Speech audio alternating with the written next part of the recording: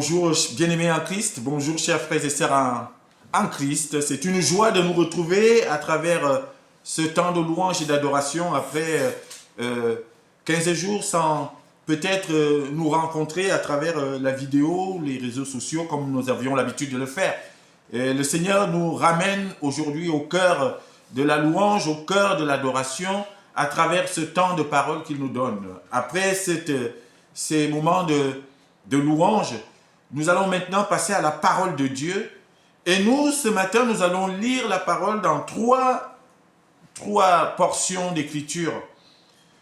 Un dans l'Ancien Testament, dans le livre du Lévitique, chapitre 24, versets 1 à 4. Et deux autres dans le Nouveau Testament, dans l'Évangile de Matthieu, chapitre 5, versets 13 à 16. Et puis Matthieu, chapitre 25, versets 1 à 13. Trois passages qui vont nous concerner ce matin. Lévitique, chapitre 24, versets 1 à 4. Matthieu, chapitre 5, versets 13 à 16. Et puis Matthieu, chapitre 25, versets 1 à 13. Bien-aimés en Christ, j'espère que vous allez bien là où vous êtes et nous vous passons l'église évangélique de Menton, le bonjour fraternel. Que le Seigneur vous bénisse et vous garde là où vous êtes. Oui, nous sommes heureux de nous retrouver ce matin autour de la parole de Dieu. Alors ce matin, Dieu veut nous parler de la lampe. Je ne sais pas, chacun de nous sait ce que c'est qu'une lampe. À l'époque antique, et je pense que certaines sociétés l'utilisent encore aujourd'hui, la lampe c'était ce moyen de s'éclairer, c'est un instrument qui nous permet d'avoir de la lumière. Et dans cette lampe, il y a une réserve dans laquelle on pouvait mettre soit le pétrole, soit de l'huile, avec une sorte de mèche qu'on allume et qui permet maintenant d'avoir la lumière. Et cette lampe a une fonction, c'est d'éclairer, c'est de montrer la voie, c'est de nous permettre de voir plus clair. Et cette lampe nous permet aussi de nous endormir. Parfois, certaines personnes dorment avec la lumière, avec la lampe allumée, et c'est très bien ainsi. Et cette fonction est une fonction principale et importante de la lampe. Une lampe qui ne s'allume pas, une lampe qui ne donne pas de la lumière, ne fait pas véritablement sa fonction, et finalement, on ne peut pas l'appeler lampe. La lampe. Dieu nous donne ce matin une consigne. Gardez la lampe allumée. Et il nous dit à nous tous aujourd'hui, garde ta lampe allumée en permanence devant l'Éternel. Et c'est ce que nous allons voir à travers ces trois passages que je viens de citer ce matin. La lampe est un instrument important pour nous. Aujourd'hui, nous n'utilisons plus forcément cette lampe. Nous utilisons des ampoules, de la lumière, l'électricité, avec un combustible qui peut être soit le nucléaire, soit de l'eau, soit l'éolien. Mais toujours est-il que lampe ou ampoule, les deux ont pour fonction de donner la lumière. Et pour avoir cette lumière, bien sûr que nous devons garder cette lampe allumée. Une lampe qui s'éteint ne sert plus à rien et au contraire, une lampe éteinte va produire des ténèbres et l'obscurité autour de nous. Garde ta lampe continuellement allumée devant l'Éternel. Et c'est la consigne que Dieu donne dès l'Ancien Testament et qui est répétée dans le Nouveau Testament à travers les passages que nous allons lire. Et mon but ce matin, c'est que, quelle que soit ta situation, et c'est spirituel, la lampe allumée, c'est une lampe spirituelle. C'est le fait d'être éveillé en Jésus-Christ. C'est le fait de garder sa foi. C'est le fait de rester persévérant, quelles que soient les situations. C'est le fait de rester dans la parole de Dieu, quelles que soient les circonstances. Et c'est cela qui nous permettra de rester devant l'Éternel. Et c'est ce qu'il dit dans le Lévitique où nous allons lire. Il dit, garde cette lampe allumée perpétuellement, continuellement devant l'Éternel. Il peut y avoir des circonstances dans nos vies qui peuvent conduire à l'extinction de la lampe spirituelle. de notre zèle, de notre fidélité, de notre dévouement, de notre engagement, les difficultés, les épreuves et tout ce que nous pouvons connaître autour de nous sont de nature parfois à éteindre cette lampe. Mais Dieu t'encourage ce matin. Dieu nous donne ce message ce matin. Quelles que soient les circonstances, garde ta lampe allumée parce que c'est cette lampe qui te permettra de voir la gloire de Dieu. C'est cette lampe qui te permettra de rencontrer le Seigneur Jésus-Christ. Parce que Dieu ne nous rencontre pas dans les ténèbres. C'est dans la lumière, avec nos lampes allumées, que nous le verrons. Alors garde cette lampe allumée, quelles que soient les circonstances. C'est un encouragement, une exhortation pour quelqu'un ce matin dont la lampe peut-être est en train de s'éteindre. Mais pour garder cette lampe allumée, nous avons besoin d'une bonne quantité de réserve d'huile ou de pétrole pour que cette lampe continue à être alimentée, que cette lampe continue d'être allumée. Alors lisons ces 3 passages. Nous commencerons par Lévitique chapitre 24, versets 1 à 4. Voici ce que Dieu dit. L'Éternel parla à Moïse et dit: ordonne aux enfants d'Israël de t'apporter pour le chandelier de l'huile pure d'olive concassée, afin d'entretenir les lampes continuellement. C'est en dehors du voile qui est devant le témoignage dans la tente d'assignation qu'Aaron la préparera pour que les lampes brûlent continuellement du soir au matin en présence de l'Éternel. C'est une loi perpétuelle pour vos descendants. Il arrangera les lampes sur le chandelier d'or pur pour qu'elles brûlent continuellement devant l'Éternel. Amen. Voilà le premier passage. Maintenant, nous allons lire Matthieu chapitre 5, versets 13 à 16. Matthieu chapitre 5, versets 13 à 16. Vous êtes le sel de la terre. Mais si le sel perd sa saveur, avec quoi la lui rendra-t-on? Il ne sert plus qu'à être jeté dehors et foulé aux pieds par les hommes. Vous êtes la lumière du monde.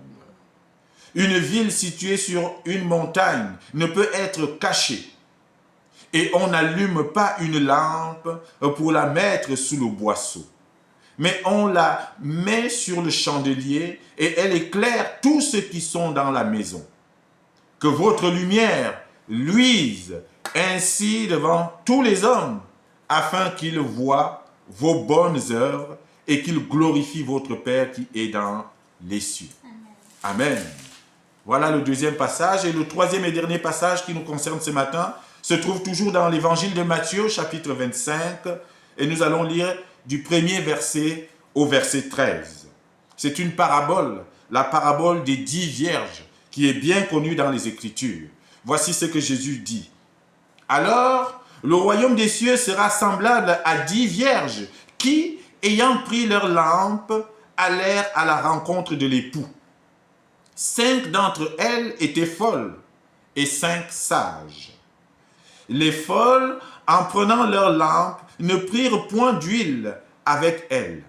Mais les sages prirent avec leur lampe de l'huile dans des vases. Comme l'époux tardait, toutes s'assoupirent et s'endormirent. Au milieu de la nuit, on cria: voici l'époux, allez à sa rencontre. Alors toutes ces vierges se réveillèrent et préparèrent leurs lampes.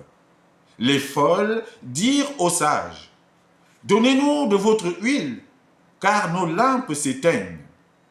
Les sages répondirent: non, il n'y en aura pas assez pour nous et pour vous. Allez plutôt chez ceux qui en vendent et achetez-en pour vous.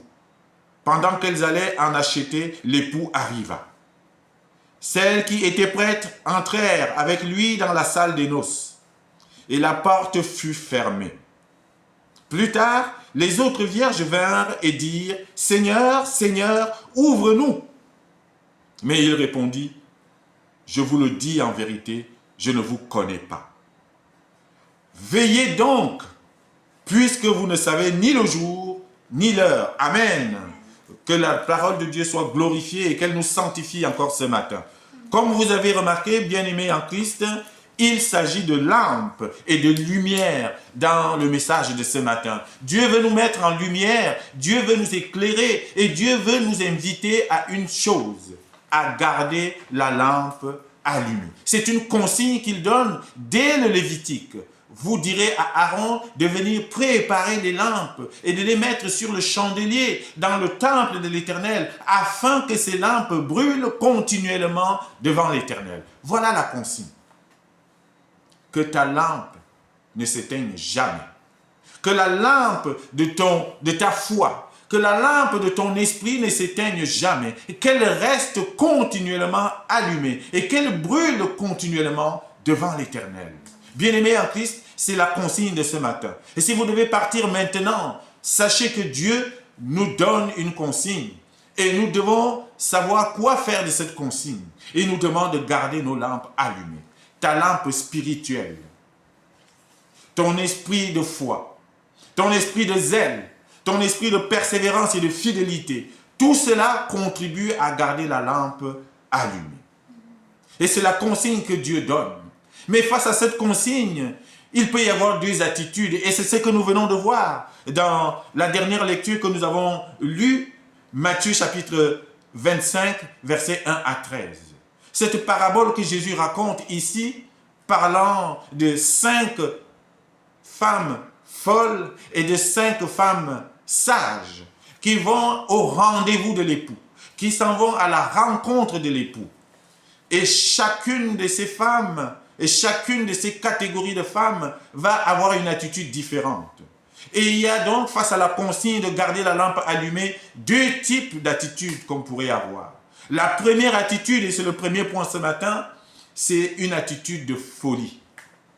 Une attitude de folie, et c'est ce que la parabole de Jésus appelle ici les 5 folles. C'est une première catégorie. Elles ont une attitude de folie, non pas qu'elles sont folles en tant que telles, mais elles ont eu une attitude, une conduite, un comportement qui a pu être qualifié de fou. Une conduite folle face au rendez-vous que l'époux leur donne. Face à la consigne de garder la lampe allumée, ces 5 folles ont une attitude qui peut nous paraître ici tout simplement déconcertante. Qu'est-ce qu'elles font? Alors qu'elles vont au rendez-vous de l'époux, alors qu'il y a cet appel à aller rencontrer l'époux, elles vont prendre leur lampe. Bien sûr, elles sont allumées. Ces lampes ont déjà un réservoir d'huile. Donc, il y a de l'huile dans ce réservoir et dans ces lampes. Mais elles vont prendre uniquement leur lampe pour aller au rendez-vous. Ne sachant pas à quelle heure, ni à quel moment, ni quel jour l'époux arrivera, mais elles partent uniquement avec leur lampe. Parce que c'était ça la consigne. Elles vont donc avec leur lampe sans aucune réserve à côté, sans aucune réserve de recharge. Comme si tu prenais ton portable et que tu allais je ne sais pas où et que tu faisais un voyage de 10 heures, mais tu n'as pas de recharge, tu n'as pas de batterie. Et qu'est-ce qui risque d'arriver? C'est qu'au bout d'un certain temps, que le téléphone soit déchargé, que ta lampe n'ait plus d'huile, ni assez de réserve pour continuer à être allumée. Or, la consigne, c'était que la lampe reste allumée, et c'est ce que nous avons lu dans Lévitique, que ta lampe reste continuellement allumée. Et quelle est la consigne? Et quelle est la procédure pour que cette lampe soit toujours allumée? C'est qu'il y ait assez de réserve pour pouvoir recharger lorsque la réserve qui est dans la lampe sera finie. Lorsque l'huile ne sera plus assez dans la lampe, alors il faudra recharger. Or, ces 5 folles ou ces 5 femmes qui ont une attitude de folie, y vont dans ce rendez-vous sans toutefois savoir ni le jour, ni l'heure, ni le temps que ça prendra. Ils y vont sans avoir pensé à prendre la réserve nécessaire d'huile pour pouvoir tenir. Et alors les conséquences sont lourdes. Et les conséquences d'une telle attitude sont terribles. C'est qu'au moment où il n'y aura plus assez de charge, que la lampe s'éteigne et qu'elle soit dans l'obscurité. Et que pour cela, qu'elle ne puisse pas voir l'époux. C'est la première attitude. Une attitude de folie qui peut conduire à l'extinction de la lampe. Et ce qui va se passer avec ces 5 femmes qualifiées de folles, c'est qu'au moment où l'époux arrive et se rendent compte qu'il n'y a plus assez de réserve dans leur lampe, alors ils vont voir les autres en disant « Prêtez-nous un peu d'huile pour qu'on recharge nos lampes. » On leur dit « Non, on n'aura pas assez pour nous. Allez donc acheter de l'huile chez le vendeur et vous reviendrez. » Mais au moment où ils vont acheter de l'huile pour recharger leur lampe, l'époux arrive. L'époux arrive derrière elle. Et quand elles reviennent, il est trop tard. Et la porte de l'époux leur est fermée. Et je prie Dieu ce matin que la porte de l'époux ne te soit pas fermée à cause de ton imprudence. On va dire que ces 5 femmes ont été imprudentes. Elles n'ont pas été prévenantes. Elles n'ont pas pensé à la provision. Elles n'ont pas pensé à garder assez de réserve, assez de force pour pouvoir tenir jusqu'à l'arrivée de l'époux. Garde assez de réserve pour toi. Garde assez de force pour qu'au moment où l'époux viendra, que tu ne sois pas surpris. Les 5 femmes folles ont été surprises. C'est cela. Et les conséquences ont été terribles.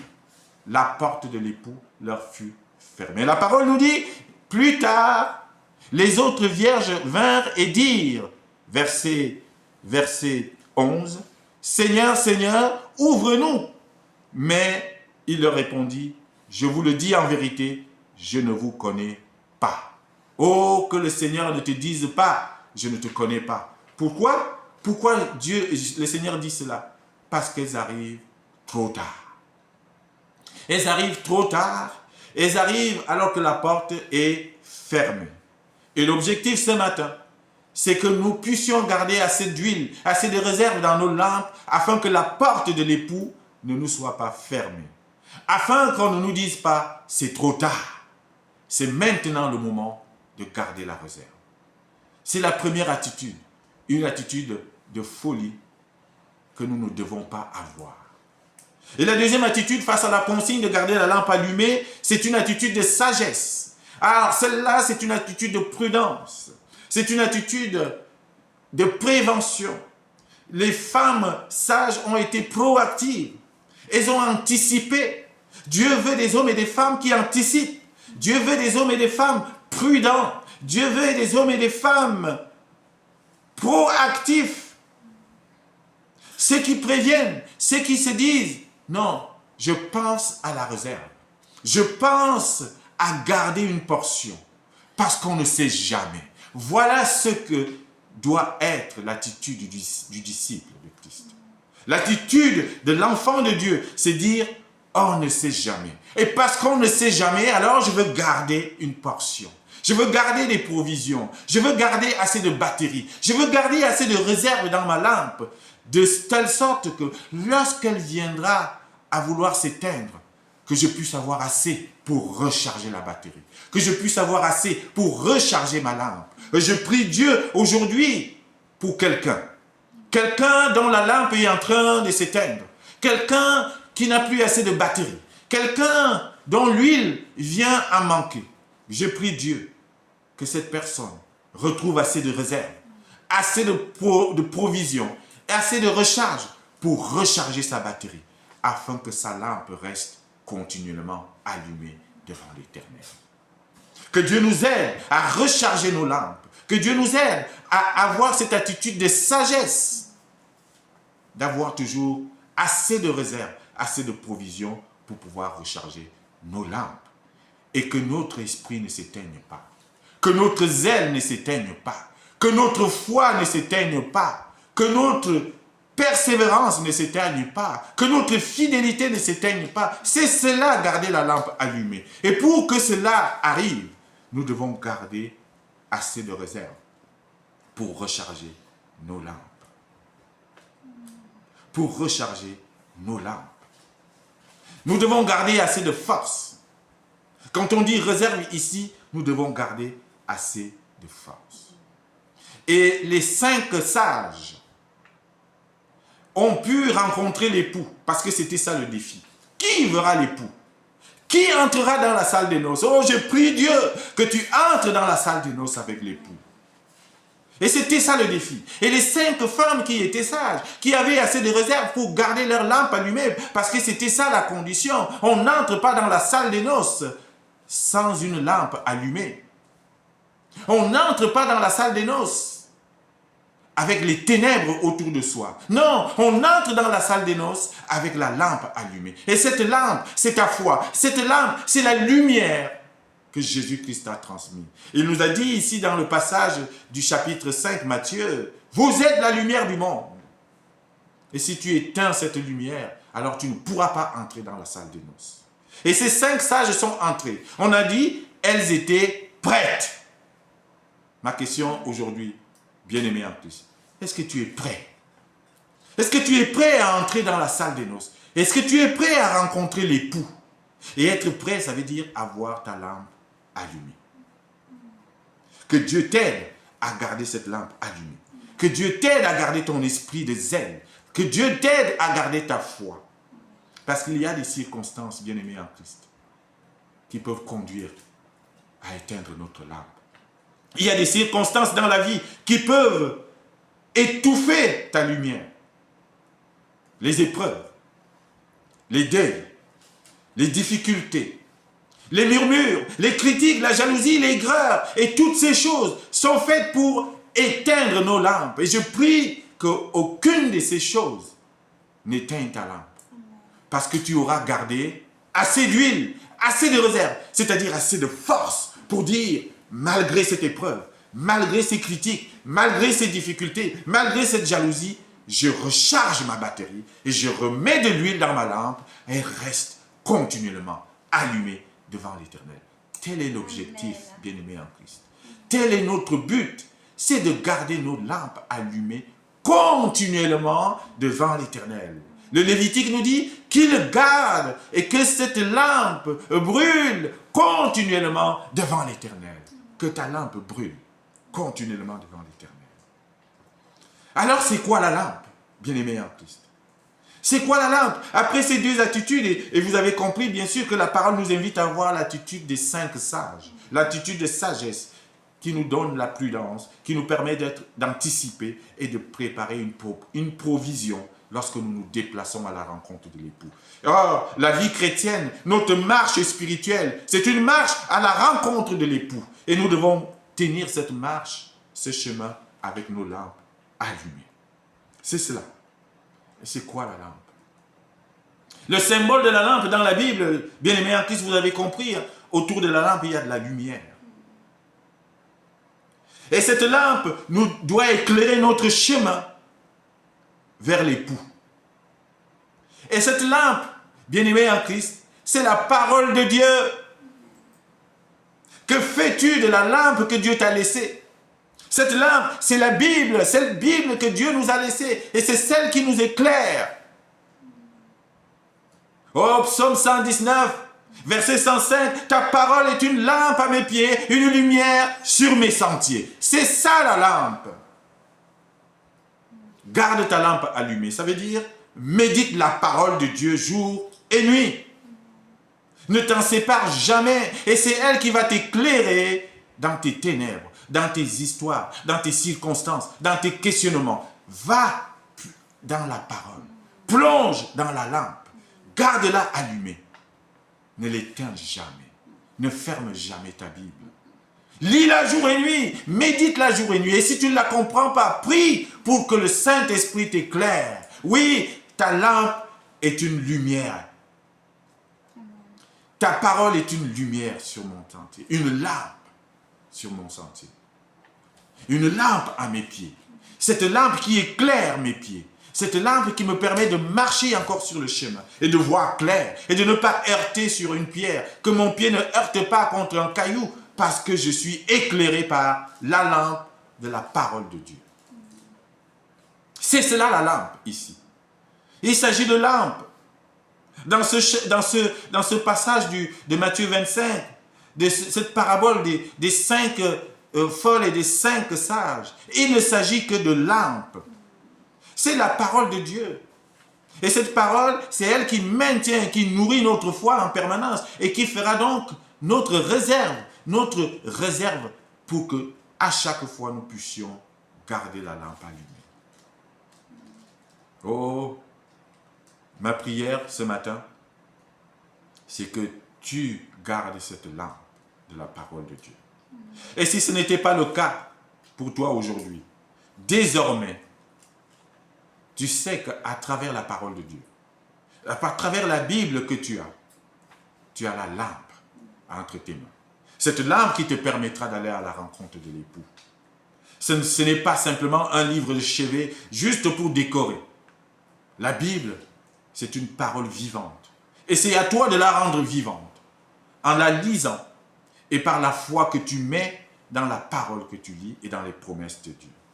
Et c'est ainsi que cette lampe parole, éclairera ton chemin, éclairera tes sentiers. Et on n'allume pas une lampe pour la cacher sous le boisseau. C'est ce que Matthieu chapitre 5 nous dit.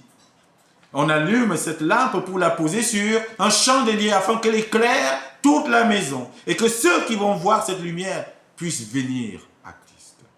Allume ta lampe et pose-la sur le chandelier. Ne la cache pas sous le lit. Ne la cache pas sous le boisseau. Ne cache pas la Bible. Ne cache pas ta Bible. Ne va pas la mettre dans un coin, comme je vois souvent. Ne va pas la mettre au fin fond de ta bibliothèque et qu'elle prenne la poussière. Et on ne sait même plus si tu as une Bible. Garde-la près de toi et lis-la jour et nuit. Prends un verset chaque jour et médite sur ce verset. Oh, bien-aimé en Christ. Et si tu n'as pas la Bible en papier, il y a beaucoup de choses que maintenant on peut avoir par téléphone.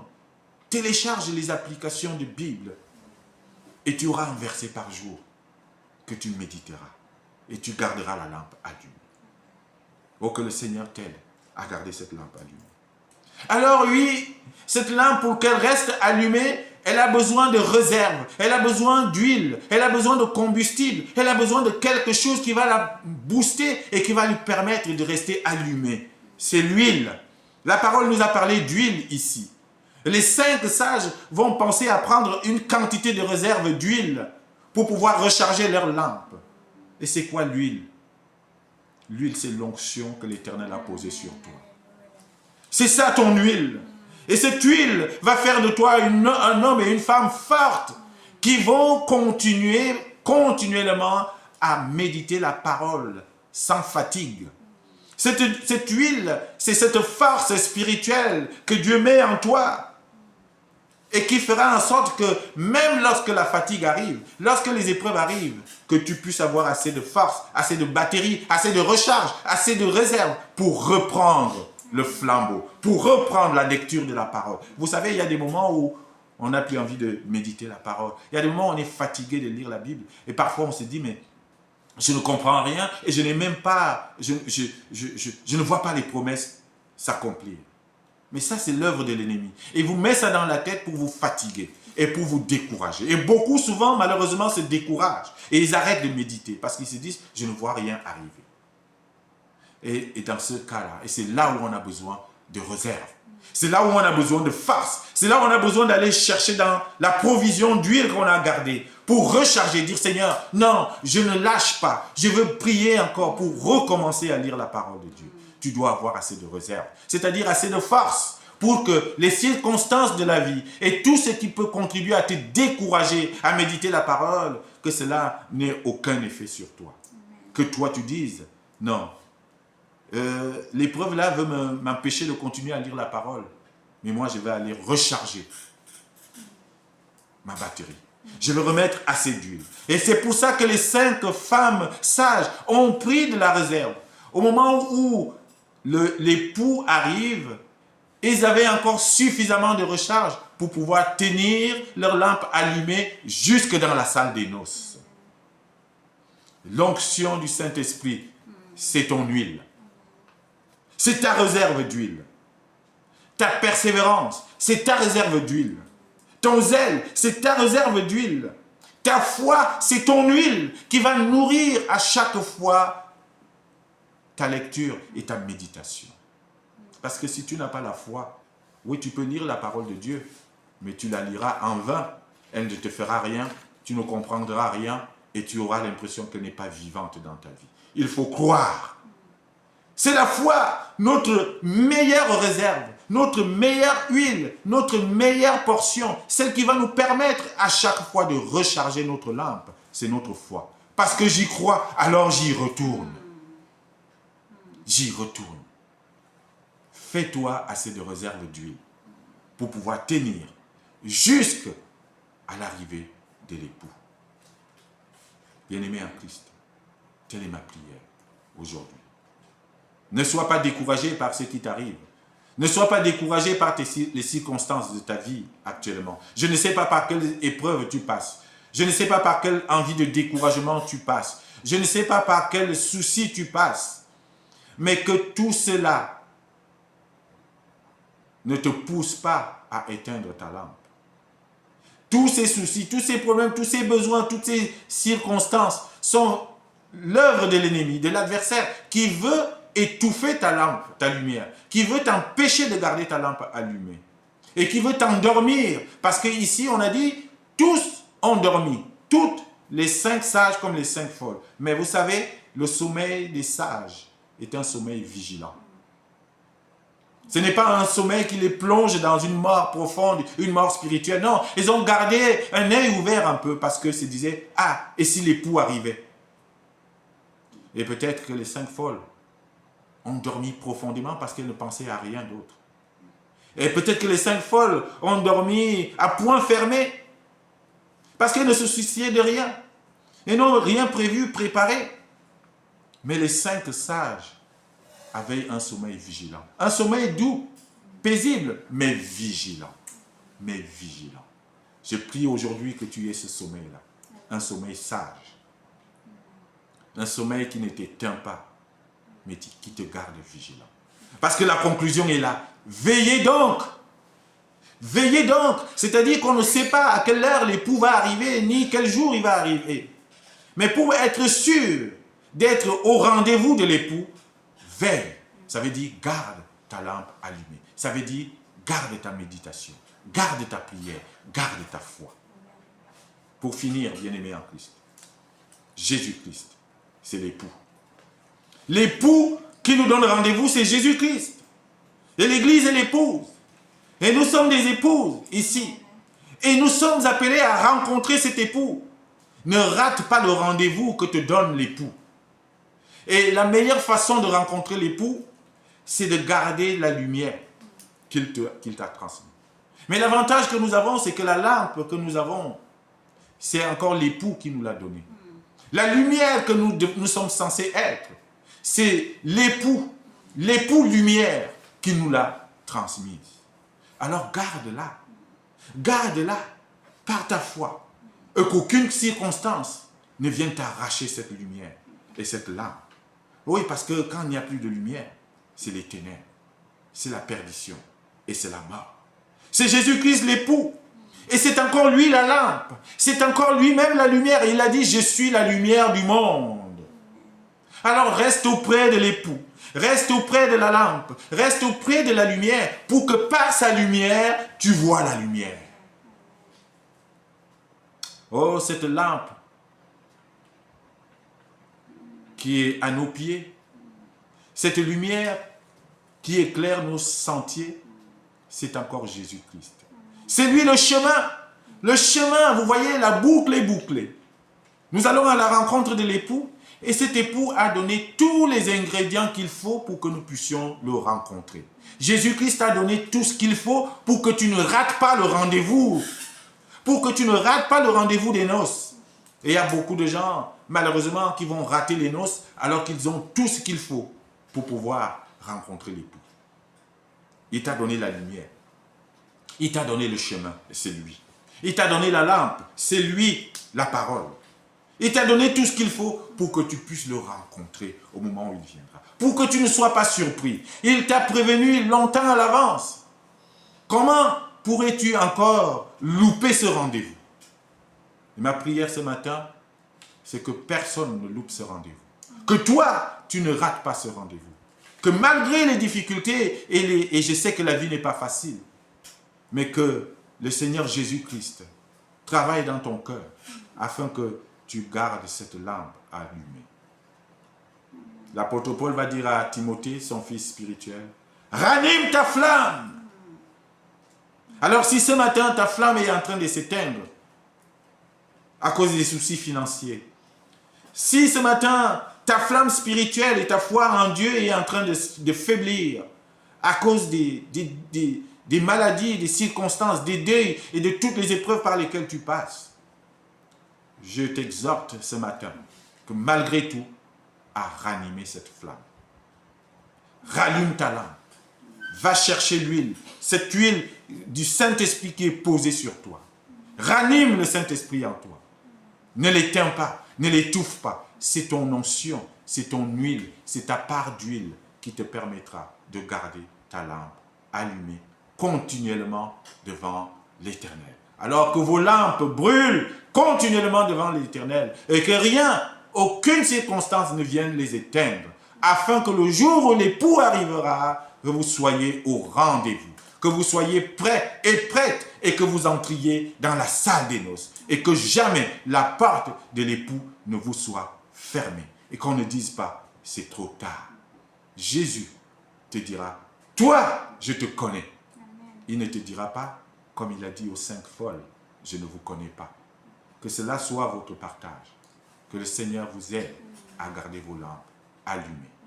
Amen. Amen.